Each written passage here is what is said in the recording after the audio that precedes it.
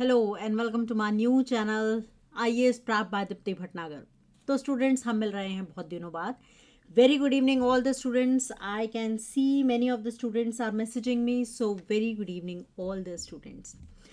इस छोटे से वीडियो में मैं आपको बताऊंगी कि यूपीएससी एग्ज़ाम की डिमांड क्या है। आपको उसकी सारे साल आप तैयारी करते हो तो क्या चीज़ें याद रखनी चाहिए जिससे कि आप बिल्कुल एग्ज़ाम फोकस्ड अप्रोच से चलो और जल्दी से जल्दी अपना ये एग्ज़ाम क्लियर कर सको। कोई चूक नहीं होनी चाहिए, क्योंकि कहीं भी आपने चूक की तो हमें पता है उसका जो आपको मुआवजा देना पड़ता है बहुत भारी पड़ता है, पूरा 1 साल, जो कि बहुत मैटर करता है। तो इसलिए हमें हर एक दिन कैसे प्रिपेयर करना चाहिए यूपीएससी के लिए बताऊंगी इस छोटे से वीडियो में।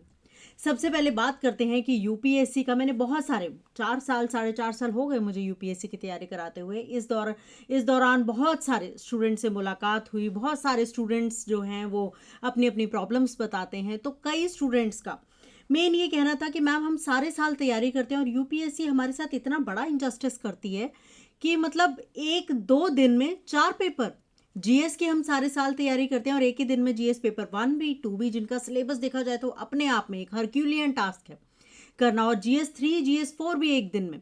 अगर मैं जीएस 1 की ही बात करूं तो जीएस 1 में हमारा पूरा आर्ट एंड कल्चर आ जाता है, यू कैन सी पूरा हिस्ट्री आ जाता है।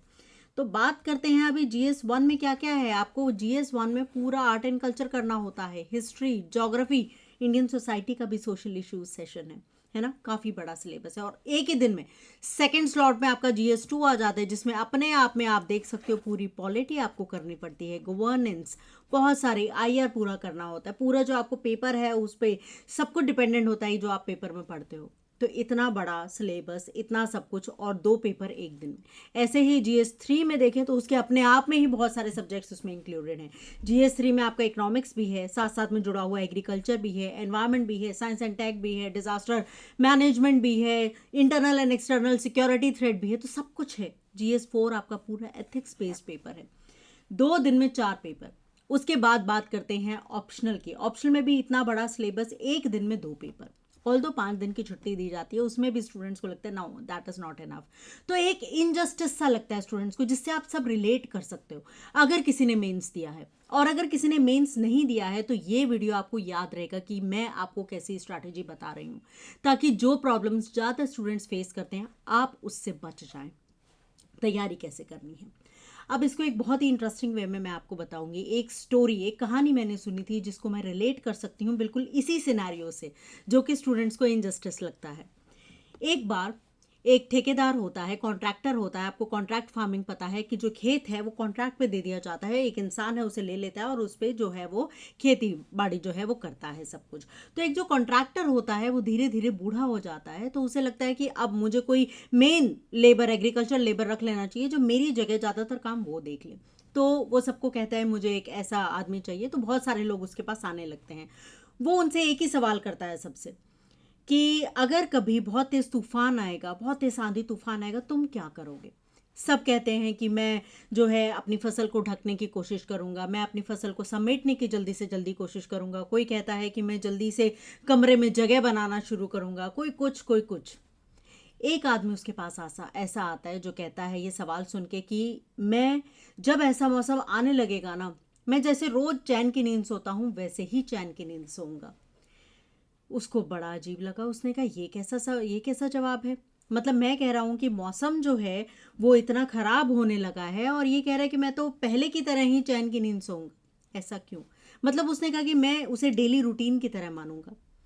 वो इसलिए कि उसने उसे रख लिया। तो पहले तो कहानी का क्लाइमेक्स देखें, उसने उसे रख लिया। उसे वो देखना चाहता था कि ये करेगा क्या, जो इसने बोला है वो कह रहा है यकीनन तौर पे मैं करूँगा, ये करेगा कैसे।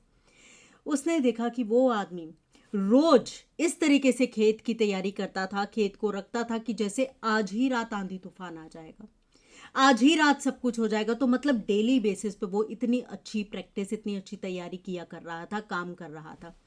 अब इससे आप सोचो कि अगर आप डेली बेसिस पे यूपीएससी की अगर तैयारी कर रहे हो तो प्रीलिम्स को दिमाग में रख के तैयारी करो कि प्रीलिम्स की मैं तैयारी कर रहा हूँ, केवल पढ़ना ही नहीं है, एग्जाम भी देना है।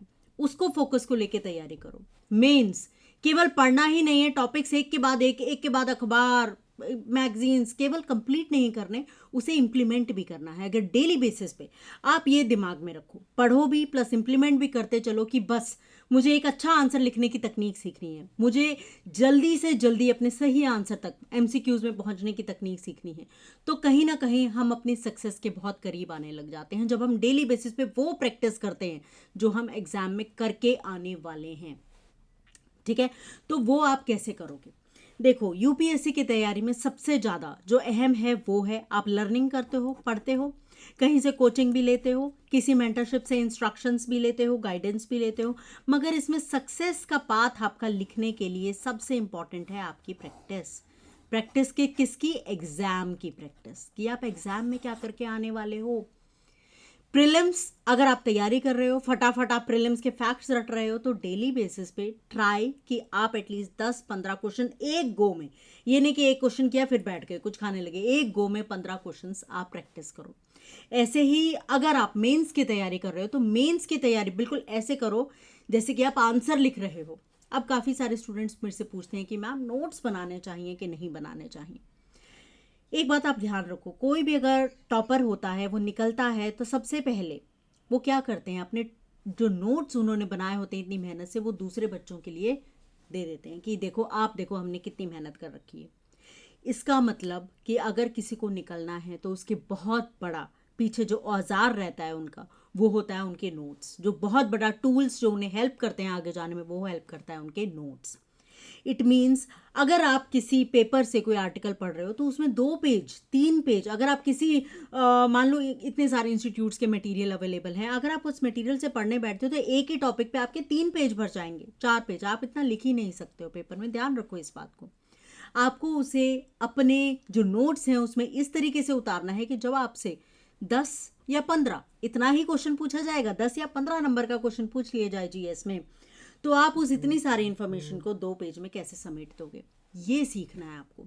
और ये चीज़ केवल आपको अपने नोट्स बनाने से ही आएगी। जब आप नोट्स बनाओगे तो आपका मन करेगा कि अच्छे से अच्छे डायग्राम बना लें, ये डायग्राम मुझे अच्छा मिल गया, नोट्स में उतार लेता हूँ, वहाँ भी उतार आऊँगा मैं। दैट थिंग हेल्प्स, कहीं ना कहीं वो चीज़ ज़रूर ज़रूर हेल्प कर जाती है। तो अपने नोट्स बनाने चाहिए, अच्छे से अच्छे नोट्स बनाने का तरीका सीखना चाहिए। ये नहीं कि नोट्स बनाने बैठ गए, अच्छे से अच्छे नोट्स बनाने का तरीका सीखो, जैसे कि मैंने यहाँ पे एक एग्जाम्पल दिखा रखा है। अब इन्हीं नोट्स को अगर आप अपने आंसर में उतार के आओगे, डिफरेंट आपने डायग्राम्स यूज़ कर रखे हैं, क्लाउड डायग्राम, ठीक है, डिफरेंट टेबल्स यूज़ करके, तो definitely you will score high, क्यों नहीं। पर उसकी मेहनत आपको दिन पे दिन हर एक दिन करनी है, तब जाके वो जीत हासिल होगी। एक चीज़ और, आपको अगर मैं मेंस की तैयारी कहूँ तो बहुत सारी स्टेटिक किताबें पढ़नी होती हैं, कि ये तो रेफरेंस बुक्स हैं। हिस्ट्री के लिए आप मॉडर्न हिस्ट्री की पढ़ोगे, मिडिएवल की पढ़ोगे, पोस्ट इंडिपेंडेंस की पढ़ोगे, वर्ल्ड हिस्ट्री चाहे आजकल नहीं आ रही है बट थोड़ा बहुत तो आप करके जाओगे। ऐसी पॉलिटी के लिए आप लक्ष्मीकांत पढ़ोगे, है ना, ज्योग्राफी के लिए आप बर्नवाल पढ़ोगे या एनसीईआरटी। तो बहुत सारी किताबें आपको पढ़नी होती हैं सिर्फ स्टेटिक के लिए। साथ ही साथ बात करें तो करंट अफेयर्स भी आपको न्यूज़पेपर रोज़ देखना पड़ता है, उससे नोट भी करना पड़ता है। तो ये सब कब हो पाएगा? जब आप एक बहुत ही अच्छे ऑर्गेनिक नोट्स बनाओगे। नोट्स कैसे बनाने हैं? ऑर्गेनिक बनाने हैं। इसका एक कंप्लीट वीडियो कि ऑर्गेनिक नोट्स क्या होते हैं, लेयर बाय लेयर, जिसमें आप, अगर मैं कहूँ आपको नोट्स में कि ये टॉपिक मुझे बता दो, then it should take only 30 seconds to find that material in your notes. If it is possible for you, तो इसका मतलब आपके नोट्स बढ़िया हैं, आप उस नोट्स को अच्छे से रिवाइज कर रहे हो, उन्हें रेगुलरली अपडेट कर रहे हो, करंट अफेयर्स उसमें जोड़ते चले जा रहे हो नोट्स में। That will definitely help. और उसकी आपको साथ ही साथ रिवीजन करना है। So it is a 3 step process. Number 1, किताबें पढ़ो, ठीक है, और जो इंपॉर्टेंट मटेरियल है जस्ट बनाओ, उसकी नोट्स बनाओ। नंबर 2, करंट अफेयर्स पढ़ो तो उन्हें नोट्स में डालते चले जाओ। पॉलिटी का कोई टॉपिक है, विमेन एम्पावरमेंट का कोई टॉपिक है, उसका एक अच्छा उदाहरण आपके सामने आया, नोट्स में लिख लो, वहीं तभी आप उसे दोबारा से लिख के आ पाओगे। और इन सब चीज़ों को नंबर स्टेप 3 रिवाइज करते रहो, दैट विल हेल्प यू। ठीक है, और उसके बाद एक चीज़ और मैं देखती हूँ स्टूडेंट्स जो हैं वो सबसे ज़्यादा फेस करते हैं, जो कि मेनली दिल्ली में रह रहे हैं या फिर जो आईएएस के सेंटर्स माने जाते हैं प्रिपरेशन के, दिल्ली है, बेंगलोर है, हैदराबाद है। वहाँ पे जाके क्या होता है, जब बच्चा मार्केट जाता है ना, दे फेस, अच्छा ये भी इंपॉर्टेंट है, ये भी अच्छा लग रहा है, इतने सारा मटेरियल पकड़ के वो घर आ जाते हैं। और उसके बाद जब वो नहीं पढ़ पाते, then they face the fear of missing out, कि जब वो पढ़ ही नहीं पा रहे हैं, इतना अच्छा मटेरियल लग रहा है, तो वो तो अपने आप पीछे हो गए। उसको कैसे हैंडल किया जा सकता है, ये भी धीरे धीरे आपको सीखना है, मैं भी आपको बताती रहूँगी। ये सब स्ट्रैटेजीज़, ये सब गाइडेंस बहुत ज़रूरी है, क्योंकि अक्सर ऐसा होता है कि जब हम यूपीएससी की तैयारी करते हैं ना, हम अपने पाथ से डिविएट हो जाते हैं। हमें लगता है हम फिलोसफर बनने आए हैं, बहुत अच्छा लग रहा है इन्फॉर्मेशन लेके, पर आपका पर्पस, आपका मकसद ये तैयारी करने का, जॉब लेना है। आपका पर्पस है आईएएस या आईपीएस अपना सपना पूरा करना, ना कि बहुत ही ज़्यादा इन्फॉर्मेटिव। ये अपने आप ही ये प्रोसेस ऐसा है कि आपको इन्फॉर्मेटिव पर्सन बना देगा। आपको अपना लक्ष्य हर एक दिन याद करना है कि मुझे एट दी एंड जाके एग्ज़ाम लिखना है, प्रीलिम्स निकालना है, मेंस में अच्छे मार्क्स लेने हैं। और मेंस के मार्क्स बहुत बहुत बहुत मैटर करते हैं। आपका फाइनल रैंक कहाँ होगा, आप लिस्ट में होंगे कि नहीं, ये तो आपके इंटरव्यू के मार्क्स डिसाइड करते हैं, मगर आप लिस्ट में कहाँ होंगे, 1000 रैंक पे होंगे या फिर अंडर 100 रैंक पे होंगे, ये आपका मेंस के मार्क्स डिसाइड करते हैं। ठीक है, तो ये चीज़ आपको धीरे धीरे सीखनी है। उसके लिए क्या करना है, मैं जो है इस नई शुरुआत में, अब आप कई स्टूडेंट्स को लगता है नई शुरुआत क्यों की, क्योंकि जब हम, इससे पहले मैंने 4-4.5 साल अंडर डिफरेंट इंस्टीट्यूट्स काम किया है, and sometimes I face constraints like I want to do best for my students, but कहीं ना कहीं बोल दिया जाता है कि नहीं, ये नहीं, इस तरीके से नहीं। So now on this platform I am the owner. ठीक है, तो I can do what ever I like for my students की ज़्यादा से ज़्यादा मैं आपकी तैयारी में हेल्प कर सकूँ। तो इसमें मैं क्या इनिशिएटिव लाना चाहती हूँ कि जो भी मुझे लगता है कि मेंस के हिसाब से या इंटरव्यू के हिसाब से अच्छे टॉपिक्स हैं, ठीक है, वो बिल्कुल ऐसे कि आप मेंस में ऐसे के ऐसे उतार सको, ऐसी इन्फॉर्मेशन जो कि जिसमें कि बेकार की इन्फॉर्मेशन बहुत ही कम हो, ऐसे में सेशंस लेके आऊँगी, वो भी बहुत इंपॉर्टेंट टॉपिक्स में। तो सबसे पहले तो हमारे लिए इंपॉर्टेंट है कि यूपीएससी के फेवरेट टॉपिक्स क्या हैं, जो बार बार रिपीट हो रहा है, आपको दिख रहा है कि ये फेवरेट है, और उन टॉपिक्स को ढंग से प्रिपेयर करना। प्रिपेयर मतलब ढंग से, विद एग्जाम्पल्स, शॉर्ट फॉर्म में विद एग्जाम्पल्स, एक proper answer, informative plus marks fetching answer कैसे लिखा जाता है, डेली बेसिस पे प्रैक्टिस कराऊंगी। और उसी आंसर में आपके करंट अफेयर्स भी जुड़े हुए होंगे, इससे रिलेटेड डेली बेसिस पे मैं आपके लिए सेशंस लेके आऊँगी। साथ ही साथ प्रीलिम्स की तैयारी को भी हम छोड़ेंगे नहीं, प्रीलिम्स की तैयारी के भी हम सेशंस लेके आएंगे। ठीक है, तो मेरा जो ये नया इनिशिएटिव है, नया चैनल है, इसमें मेरी अप्रोच ये रहेगी कि बिल्कुल एग्जाम फोकस्ड वे में आपको तैयार करवाया जाए, बिल्कुल एग्जाम फोकस्ड वे में। सो आई होप ये जो मैंने सारी बातें आपको बताई हैं कि यूपीएससी की तैयारी एग्जाम आने पे नहीं होती, डेली बेसिस पे होती है, चाहे वो प्रीलिम्स हो चाहे वो मेंस हो।